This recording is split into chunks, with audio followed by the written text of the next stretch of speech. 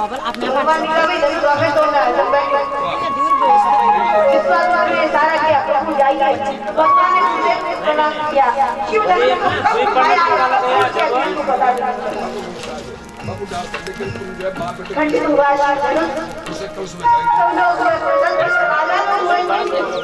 लो यहाँ पे बैठो भाई जिसके ऊपर बैठो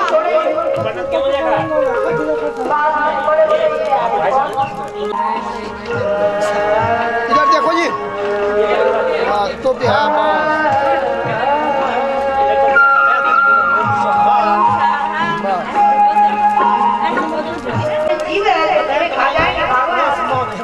इन्होंने डाला ना वो कहाँ संजू कुमार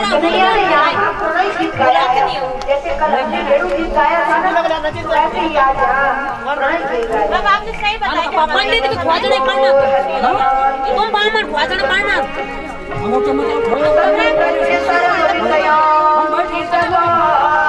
संजू ने कहा नहीं अब कन्हैया ने बहुत बगाना चाहा पर गोपियां नहीं गई और वही ना तो समझ गए तब हमने शरीर से नाता तोड़ दिया परीक्षा की प्रभु ने परीक्षा में पास हो गई गोपियां अब महाराज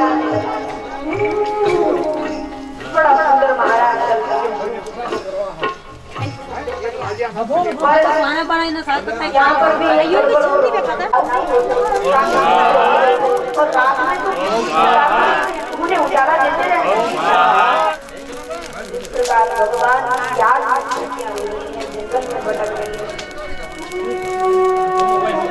तभी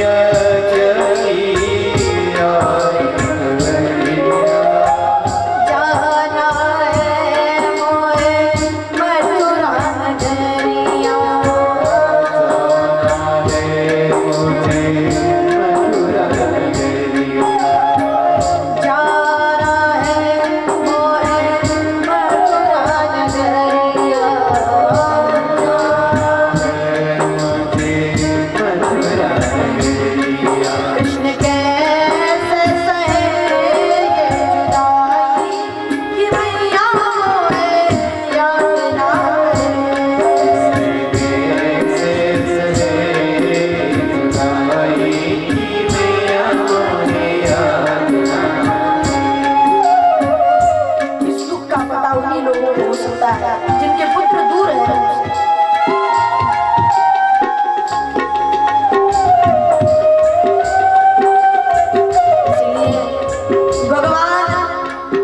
छोड़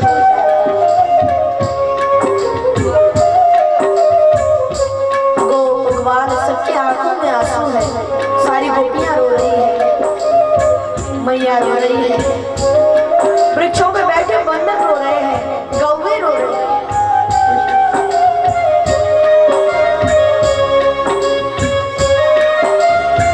कन्हैया रथ पर बैठकर जाने लगे। कुछ दूर श्री राधा कन्हैया उतरे रथ से। राधा जी से कहा, राधा तुम तो जानती हो तुम और हम एक ही हैं, शरीर अलग है प्राण एक है। तो ऐसा है, लो हमारी बंसी और लो ये काली कम्बल। काम भगवान की वो काली की काली कामल राधा जी को थमाई, बंसी दी। अरे अब बंसी जीवन का कि चैन की बंसी बहुत बजाने, अब जीवन में शंख बजाना है, युद्ध करना है, तो बंसी की आवश्यकता नहीं राधा, इसे तुम ही रखो। राधा ने कहा, रे ले जाओ अपनी बंसी, जब इसे बजाने वाला ही नहीं रहा तो उस बंसी का हम क्या करेंगे? और तुम्हारी कोई वस्तु अगर हमारे पास रह गई तो तुम्हारी याद आती रहेगी, ले जाओ उस बंसी। कन्हैया ने विदाई सबसे चलने लगे। कन्हैया माँ ने कहा, पुत्र मुझे क्षमा कर देना।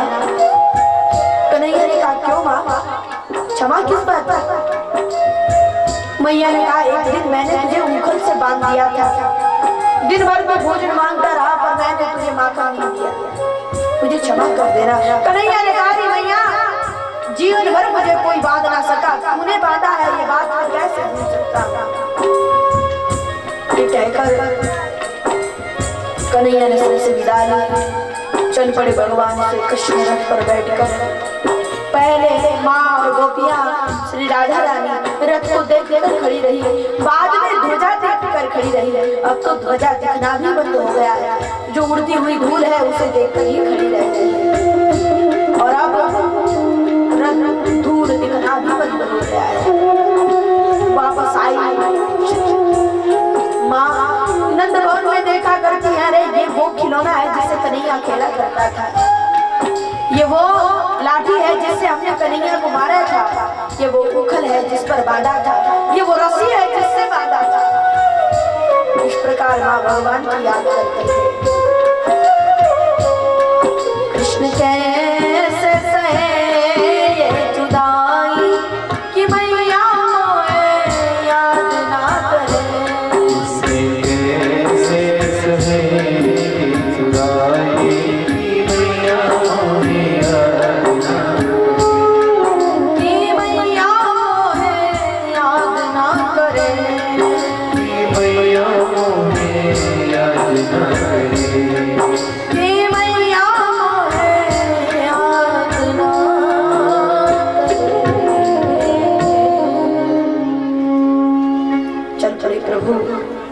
अक्रूर को संदेह हुआ, अगर इसे कुछ हो गया मैं मुख दिखाने लायक भी नहीं बचूंगा।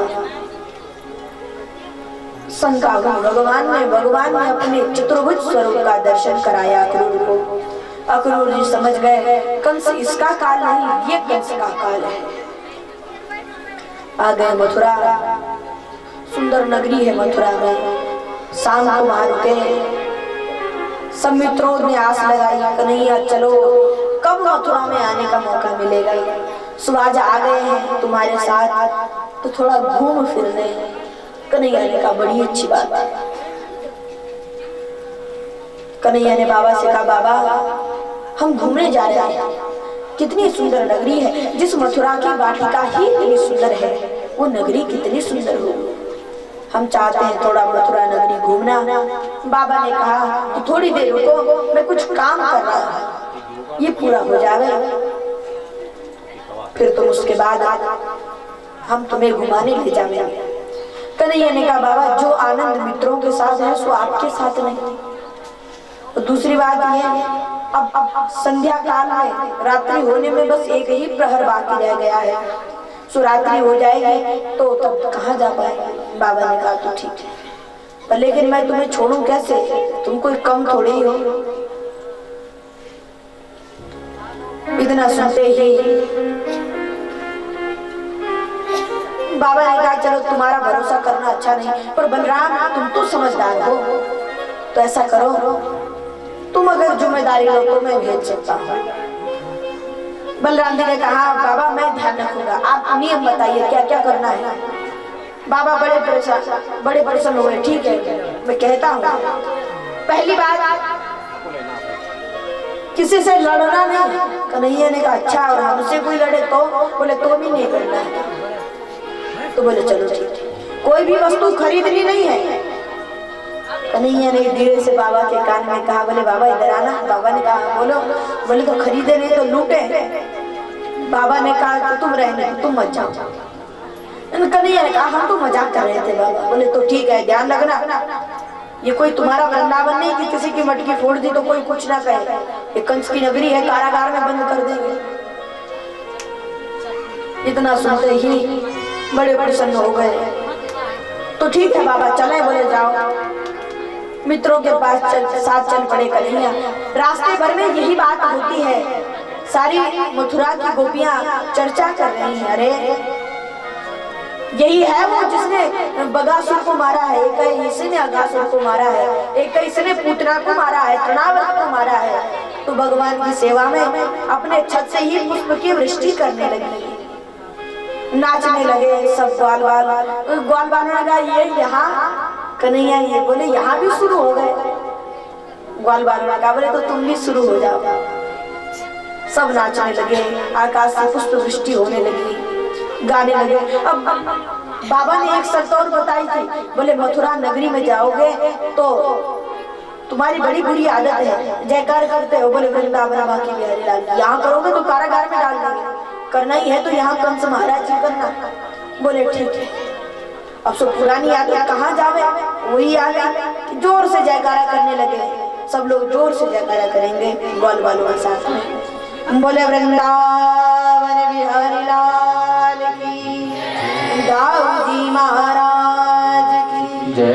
जय जय श्री राधे श्याम।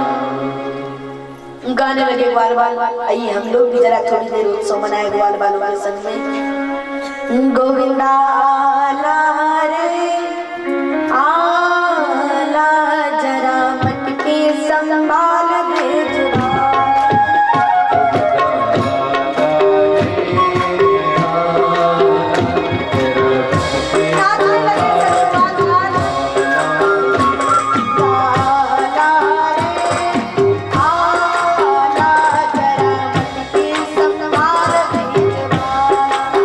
गोविंदा आला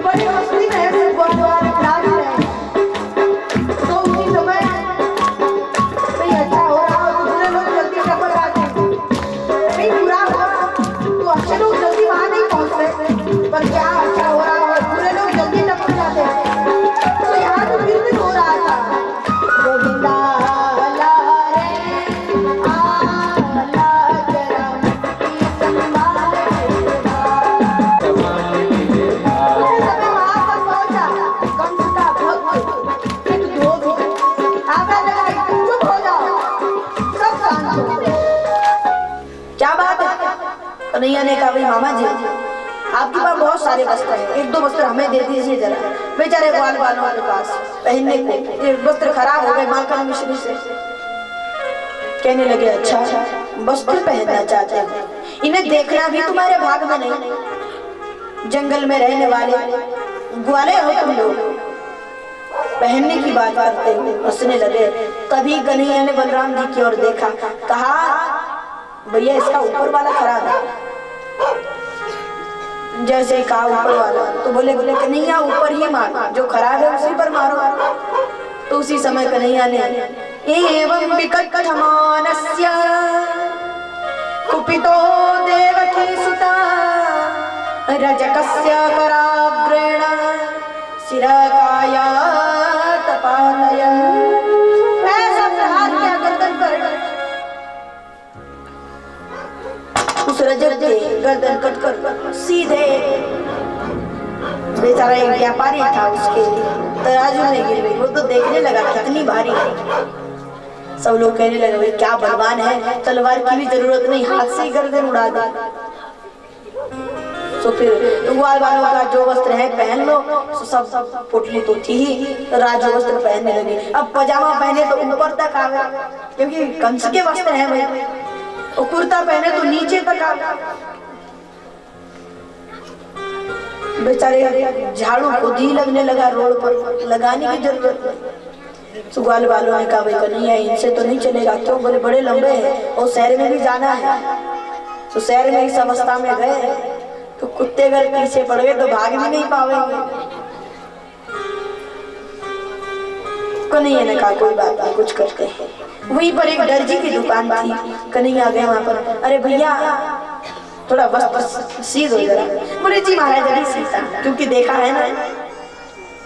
बलराम जी ने कहा कितना भक्त है। कन्हैया ने कहा नहीं, ये धोबी वाले चमत्कार का कमाल है। तो गर्दन कटी थी, ये भी डर रहा है। बलराम जी का जैसे भी कर रहा है कर तो रहा है।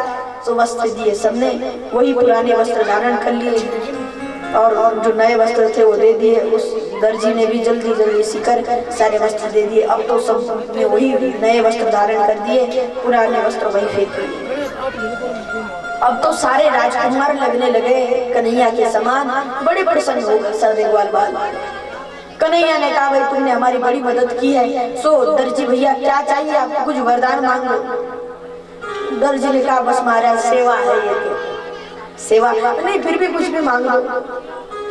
बोले महाराज बस अपनी कृपा बनाए रखना, भगवान ने कहा चिंता न कर, जब तक कलयुग आवेगा। अभी कितना लेते हो कुर्ते का? बोले कुर्ते का 1 आना, पजामे का 2 आना। अच्छा, तो जब तक कलयुग आवेगा तो कम से कम पजामे का 150 से कम ना लेना, और कुर्ते का 200 दे कोई तो भी मत लेना, कम से कम 250 होनी चाहिए। ऐसा आशीर्वाद देकर भगवान चल पड़े। आगे पहुंचे। ग्वाल वालों ने कहा प्रभु एक गड़बड़ और है। क्या? बोले ब्रजवासी के गले में माला होनी चाहिए। अच्छा माला चाहिए? हाँ। तभी वहाँ एक सुदामा माली थे, उन्होंने भगवान को माला पहनाई, सभी ग्वाल वालों पहने। अब बोले प्रभु और सब ठीक है, पर दही दूध के कारण हमारा चंदन सारा मिट गया है। सो वो ब्रजवासी कैसा जिसके शीश पर चंदन ना हो? यहाँ की माता बड़ी अच्छी है, सब चंदन लगा कर आती है। जोरदार तालियां हमारी माताओं को। देखो सबके शीश पर चंदन लगा हुआ, बड़ी सुंदर बात है।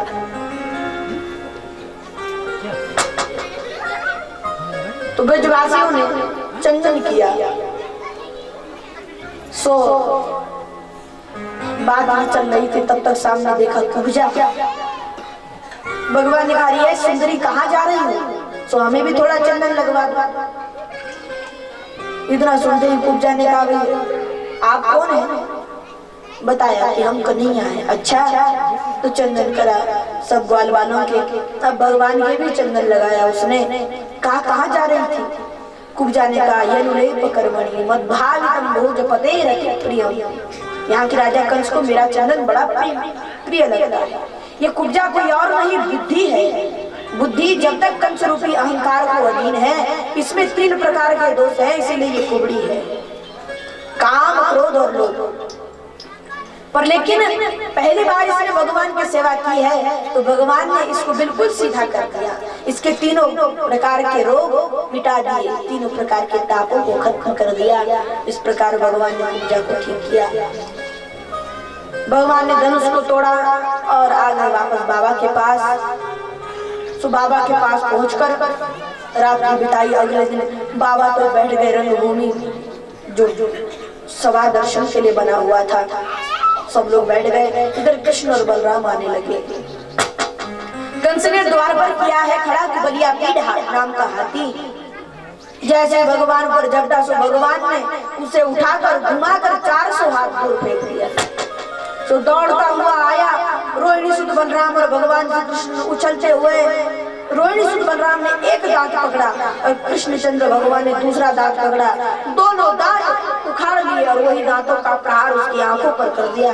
मृत्यु हो गई हाथी की। बोले कुबलिया पीड़ मर्दन भगवान की। मार दिया कुबलिया पीड़ हाथी को। अब आगे पहुंचे। सो आगे जाकर रंगभूमि में पहुंचे। रंगभूमि में बड़े बड़े चाणूर मुष्टिक सल कौशल इत्यादि बड़े बड़े पहलवान थे। तो रंगभूमि में उन्होंने कहा आओ हमारे साथ युद्ध करो। कन्हैया ने कहा भाई तुम इतने बड़े हो हम इतने छोटे हैं, कहाँ युद्ध हो। चांडूर ने कहा भाई ली रही वो हतो ये तुम तो बलश्चा बलिनाम पर बड़े बलवान हो। सो कह रहे हो लीला के लिए आया। कन्हैया ने कहा जैसी तुम्हारी इच्छा। मल्लानाम निर्णाम नरवरस्त्रिणाम स्मरोत मूर्तिमान गोपानाम सुजनो सताम चितिभुजान शास्त्रास विक्रशिशो मृत्युर्भोजवते विराट विश्वाम तत्त्वं परम योगिनाम वृष्णीनाम परदेवते विदुतो रंगम गतः सागर। भगवान जैसे ही रंगभूमि में पहुंचे जिसकी जैसी दृष्टि थी उसने उस दृष्टि से भगवान को देखा। ब्रजवासियों ने भगवान को पुत्र के रूप में देखा, ग्वाल वालों ने मित्र के रूप में देखा, मल्लों ने अपने बड़े बलवान मल्ल के रूप में देखा, कंस ने अपने काल के रूप में देखा, योगियों ने तत्व के रूप में देखा। इस प्रकार सब लोग भगवान को जाती रही भावना जैसी प्रभु मूर्त देखी तिल तैसी। इस प्रकार भगवान युद्ध करने लगे चांडूर मुष्टिक से। चांडूर से भगवान लड़े, मुष्टिक से रोहिणी सुत बलराम लड़े। युद्ध होने लगा। भगवान ने चांडूर को उठाकर जैसे ही पटका मृत्यु हो गई चांडूर की। रोहिणी सुत बलराम ने जैसे ही मुष्टिका का प्रहार किया मुष्टिक पर मृत्यु हो गई मुष्टिक की। अब सल्तो सलाए भगवान ने उनका वध किया। चिल्लाने लगा जाओ मार दो इसे। सारे मल्ल दौड़े पर कन्हैया की ओर नहीं अपने अपने घर को भागने लगे।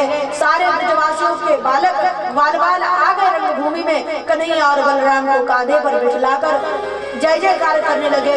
बोले कृष्ण चंद्र भगवान की, दाऊ जी महाराज की। अब तो भगवान कंस चिल्लाने लगा बचाओ बचाओ। उसी समय भगवान ने कहा भाई जरा थोड़ा नीचे उतारना। उसी समय बोल सुनने का अब क्या हुआ। बोले थोड़ा मामा जी याद कर रहे कन्हैया सीधे मामा जी के पास पहुंचे। बालों पर पहले हाथ नहीं पहुंचा, इसलिए कहा मामा जी पैर पकड़ा कुर्सी से नीचे खींचा और बाल पकड़कर बाल खींचने लगे। कंस कहने लगा अरे मैं तुम्हारा मामा हूँ, बाल मत खींचो। इतना सुनते ही कन्हैया ने कहा जब तूने मेरी माँ के बाल खींचे थे तो इस प्रकार कहकर रंगभूमि से धक्का दे दिया। आकर गिर गया कंस सीधे रंगभूमि में और कन्हैया ने समस्त विश्व का भार लेकर जैसे ही कूदे कंस के ऊपर उसकी आंख बाहर आ गई, प्राण निकल गए। भगवान ने मुष्टिका का प्रहार किया, मृत्यु हो गई कंस की। बोले कंस मर्दन भगवान की, कृष्ण चंद्र भगवान की, दाऊ जी महाराज की। इस प्रकार भगवान ने कंस का वध कर दिया। विजय हुई प्रभु की, मृत्यु हो गई कंस की। अपने माता पिता को कारागार से बाहर निकाला और सबसे पहले अपने नाना उग्रसेन को मुक्त किया। नाना जी को राज्याभिषेक कर स्वयं कन्हैया सारा राज्य भारत संभालने लगे। कुछ दिनों बाद कृष्ण भगवान पढ़ाई करने के लिए सांदीपनी गुरुकुल आश्रम गए और वहाँ भगवान ने पढ़ाई की। आज भी मध्य प्रदेश में उज्जैन में जहाँ भगवान ने पढ़ाई की विद्या का अध्ययन किया है। वैसे तो प्रभु अल्पकाल विद्या सवाई 64 दिनों में ही 64 विद्याओं का अध्ययन कर वैसे विद्वान भगवान, उन्हें पढ़ने की क्या आवश्यकता है? पर सो गुरु का मान रखने के लिए भगवान पढ़ने को जाते हैं। इस प्रकार भगवान वापस आए मथुरा में अब भगवान सब कुछ संभालने लगे। इधर घमंड हुआ था उद्धव को, सो तोड़ने के लिए वृंदावन भेजा और वृंदावन में गोपियों से भगवान को अद्भुत ज्ञान दिलवाया कि किस प्रकार भगवान का की लीलाएं हैं। सारा ज्ञान लेकर उद्धव ब्रज में गए और गोपियों को ज्ञान देने लगे। अरे गोपियों, भगवान तो हर जगह है, तुम कहाँ भगवान का ध्यान करती हो? सो इतना सुनते ही गोपियां कहने लगी, उद्धव ज्ञान चर्चा सुहाती नहीं है, उद्धव ज्ञान चर्चा सुहाती नहीं है, उद्धव ज्ञान चर्चा सुहाती नहीं है, उद्धव ज्ञान चर्चा सुहाती बिना कृष्ण दर्शन के शांति नहीं है, बिना कृष्ण दर्शन के शांति नहीं है। कन्हैया कन्हैया पुकारा करेंगे, कन्हैया कन्हैया पुकारा करेंगे, लताओं में ब्रज की उजारा करेंगे, लताओं में ब्रज की उजारा करेंगे। कहीं को मिलेंगे वो बांके बिहारी,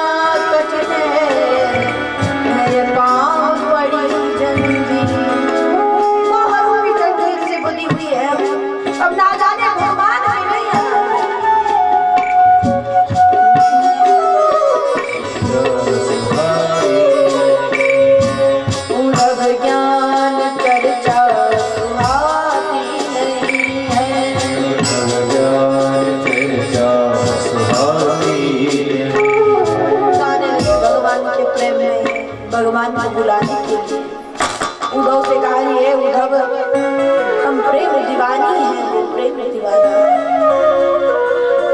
इसलिए ये ज्ञान की चर्चाओं को बंद करो और बताना चाहते हो तो भक्ति का कोई रस बताओ।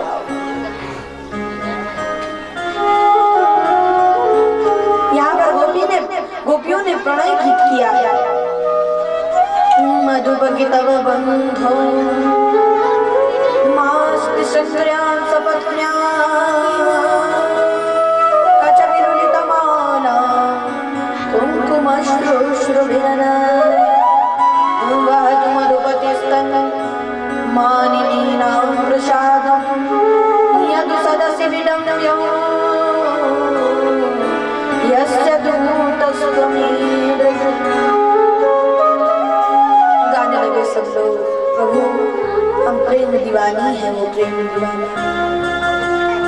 उधर अपना ज्ञान का सागर लेकर चले जाओ यहाँ से, नहीं सुनना हमें तुम्हारा ज्ञान। सुनाना चाहते हो तो भक्ति का उपदेश करो। गाने लगे गोपियां, प्रभु कब होंगे उन बाकी बिहारी के दर्शन?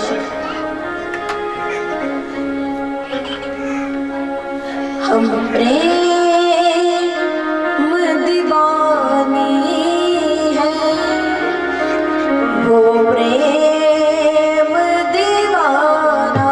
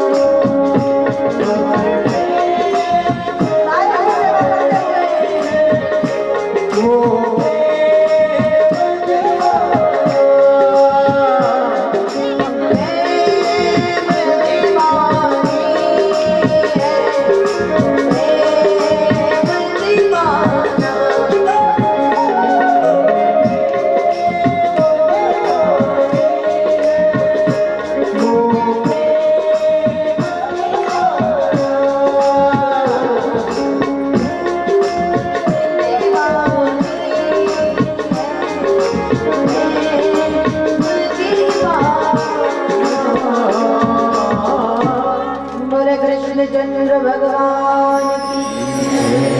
ज्ञान देने आया था उद्धव स्वयं ही भक्ति में सराबोर होकर चल पड़े। दीपक नाम के राजा रहा करते थे, बड़ा सुंदर, उनके 5 पुत्र और 1 कन्या थी। रुक्मग्रजो रुक्मरथो रुक्मबाहुरनन्तरः रुक्मकेशो रुक्ममाली रुक्मणीशां सुसासती। तो रुक्मणी महाराज वैदर्भ देश के राजा हैं, उनकी कन्या है, नाम है रुक्मणी। 5 पुत्र हैं, बड़ा पुत्र है रुक्मी। तो एक दिन पिताजी ने कन्या से पूछा, पुत्री क्या तुम्हारा मन किसी में लग गया है? कन्या ने कहा, हाँ पिताजी, द्वारिका वाले कृष्ण में ही हमारा मन लगा हुआ है। पिताजी ने कहा, बड़ी अच्छी बात है, तो हम उनसे तुम्हारा विवाह करवा देते हैं। तभी रुक्मी कहने लगा, अरे ऐसे ही विवाह हो जाएगा उस छलिए से, उस ग्वाले से? अरे चोरी करते करते उसको फुर्सत नहीं, युद्ध छोड़कर भागने वाला रणछोड़ है वो, उससे हम अपनी बहन का विवाह नहीं करेंगे। तो राजा भीष्म ने पूछा, तो किससे करोगे? भीष्म की बात सुनकर, पिताजी की बात सुनकर रुक्मी कहने लगा, हम अपनी बहन का विवाह शिशुपाल से करेंगे। बोले ठीक है। रुक्मिणी रोती हुई भाभी के पास पहुंची। भाभी, उन्हें आप भैया को समझाइए। भाभी ने कहा, बोले वो किसी की नहीं सुनते। तो बोले चलो ठीक है, तो क्या करें? भाभी ने कहा, भाई तुम ऐसा करो, कोई पत्र लिखकर भगवान तक पहुंचा दो। तो भगवान तक जैसे ही पहुंचेगा फिर उनकी इच्छा। तो रुक्मिणी जी ने सुंदर एक पत्र लिखकर एक ब्राह्मण के हाथ में देकर द्वारका पहुंचाया।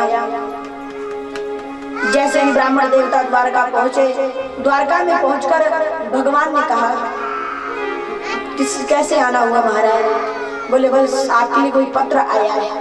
कन्हैया ने कहा, अच्छा तो आपका नाम क्या है? बोले सुदेव। बोले बहुत अच्छा, हमारा नाम है वासुदेव। और बताइए। कहने लगे, महाराज रुक्मिणी जी का पत्र है आपके लिए। बोले हाँ सुनाइए। सुनाने लगे, श्रुत्वा गुणान् भुवनशुन् दर्शन गतां ते निर्विश्य कर्ण विवरैः हरतो गतापं रूपं दृशां दृशिमतां मखिलार्थलाभा त्वयि अच्युता विसज्य तव पत्रं मे। इस प्रकार पत्र भेजा था।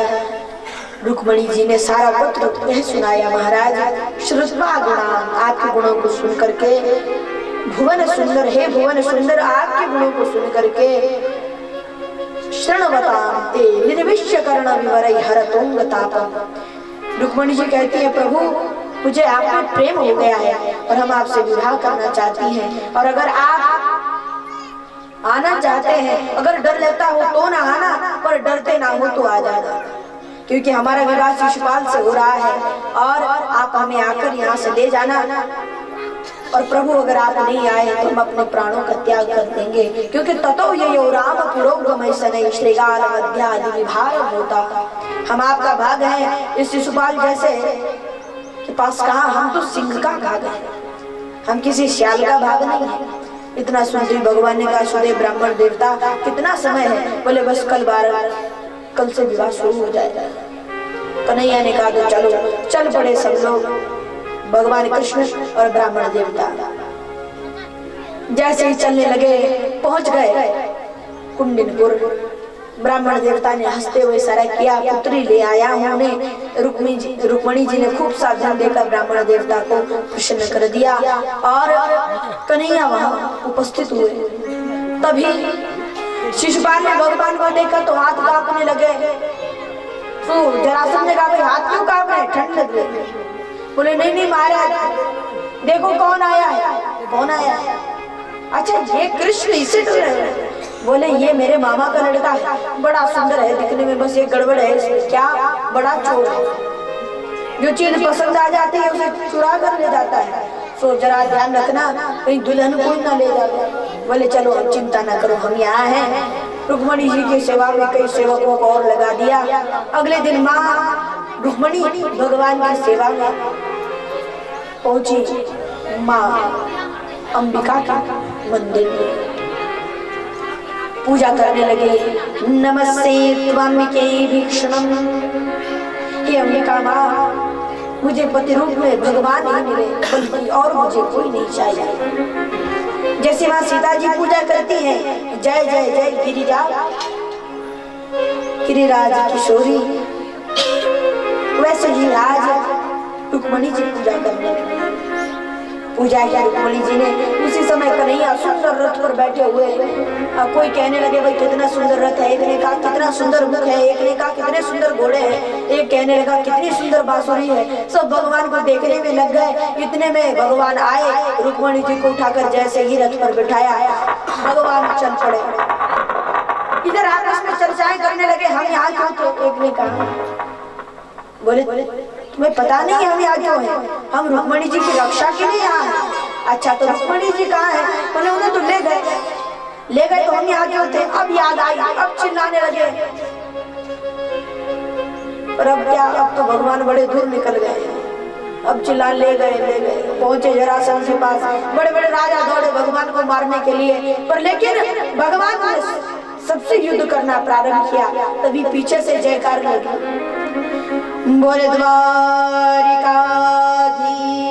की जय। ऐसे जयकार आएगी। हमारी माता है यहाँ पर, भाई लोग, तो भगवान को तो सुनाई नहीं देगा। जोर से युद्ध चल रहा है, इसे थोड़ा जोर से बोले द्वारिकाधीश की, बलराम जी महाराज की जय जय श्री राधे श्याम। इस प्रकार अब तो भगवान का युद्ध होने लगा। सो तब तक भाई बलराम जी ने पीछे से आवाज दी। कन्हैया ने कहा भाई हमारी जयकार कहाँ से हो रही। पीछे मुड़कर देखा, सारी सेना लिए बलराम जी। बोले भाई हो तो ऐसा जो संकट में आ जाए। क्यों भाई ऐसा रावण है। जब रावण को बाण लगा ना, राम जी ने गिर पड़ा धरती पर। तो भगवान ने कहा, बोले जाओ लक्ष्मण कुछ ज्ञान दो रावण से। तो रावण ने कहा प्रभु ज्ञान की बातें बाद में होंगी, पहले मुझे कुछ पूछना है। भगवान ने कहा भाई बताओ क्या पूछना है। कहने लगे, बोले प्रभु एक चीज बताओ, आपसे बड़ा राज्य भी मेरा था। अरे आपके अयोध्या से दुगना राज्य, और वो भी सोने का पूरा राज्य। आपका एक ही सिर है, मेरे 10 सिर है।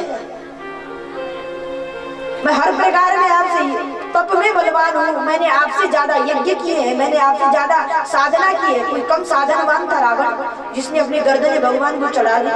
तो बोले आपसे बड़ा तपस्वी भी मैं हूँ, आपसे अच्छा धनुष भी मेरा है, आपसे अच्छा रथ भी मेरा है। हाँ फिर भी प्रभु मैं हारा क्यों। भगवान ने कहा अच्छा। बोले आप इस बात को तो बता ही दो भाई, जब सब प्रकार से मुझ में आपसे ज्यादा शक्ति भी थी, मेरे साथ भगवान शंकर का आशीर्वाद भी था, तो भी मैं क्यों हारा। भगवान ने कहा भाई रावण देख, मेरे साथ मेरा भाई था और तेरे साथ तेरा भाई नहीं था, इसलिए तू हारा।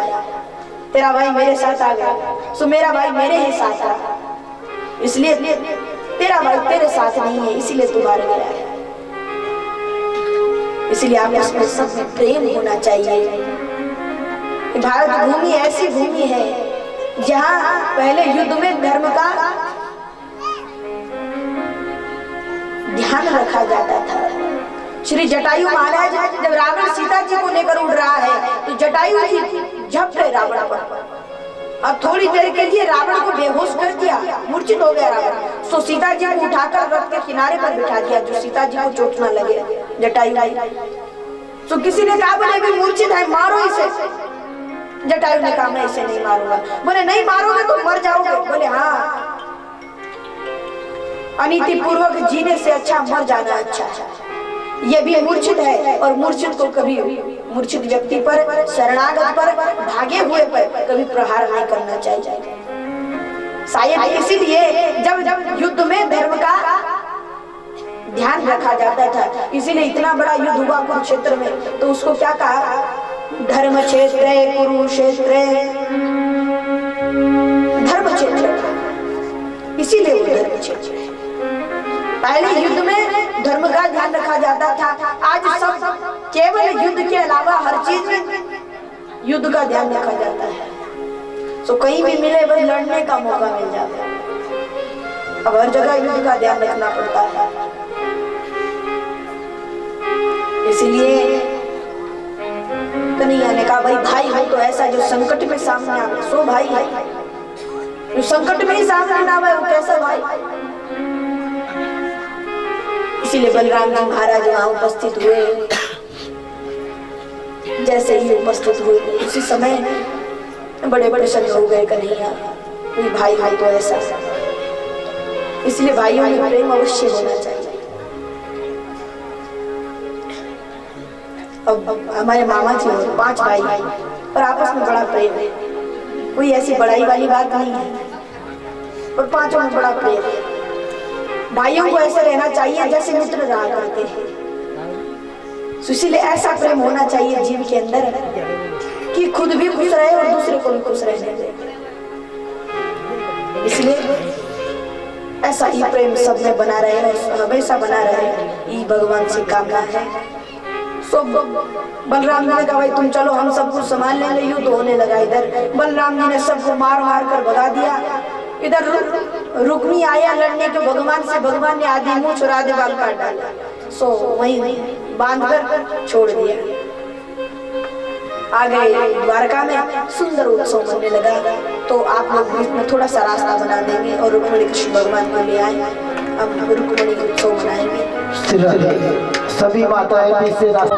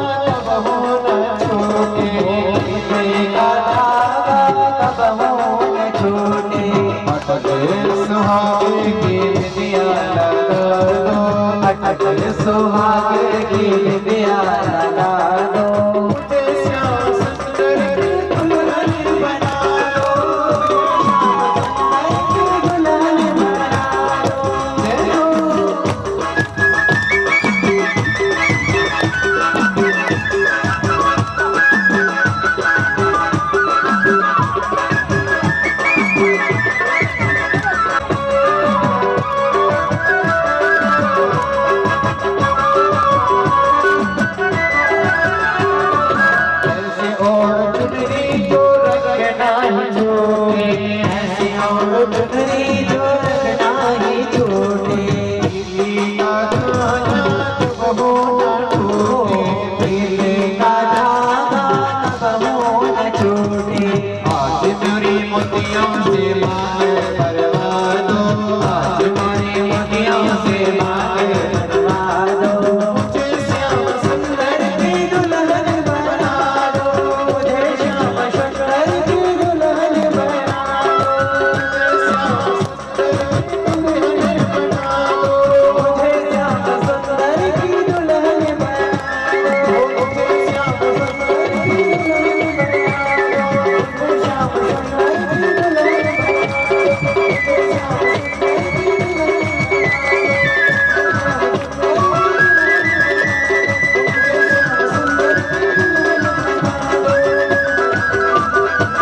चंद्र भगवान की जय बांके बिहारी लाल की जय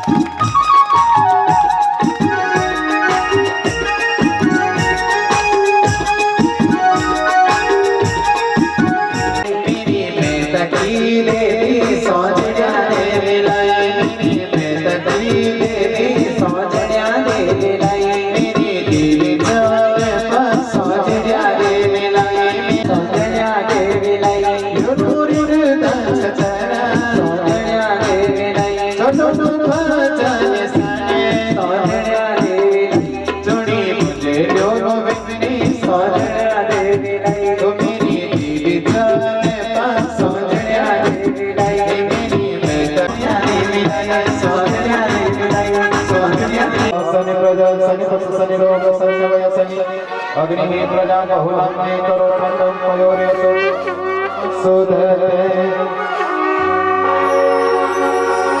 आरती कुंद बिहार जल काला कुंडल जल काला नंद के नंदी आरती कुंद मोहन जल मेरे घर की जमुनाई आरती कुंद बिहारी समय